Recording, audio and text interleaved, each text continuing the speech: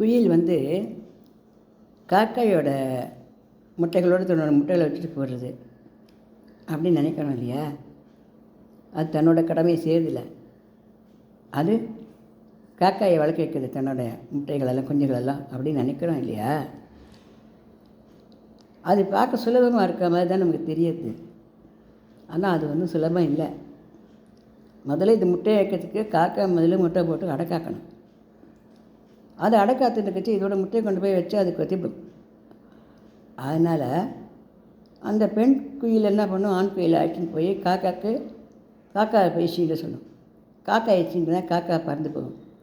அந்த ஒரு சில நொடிகளுக்குள்ளே இது அந்த முட்டைகளை கொண்டு போய் அந்த முட்டைகளோடு கொண்டு போய் வைக்கணும்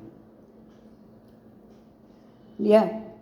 நம்ம தான் நினைக்கிறோம், ஆமாம் வீடு முட்டையெல்லாம் எடுத்து காக்கா கூட்டு வச்சு விடுறது, காக்கா பாவம் அதை வளர்த்துன்னு வருதுன்னு சொல்லணும் இல்லையா?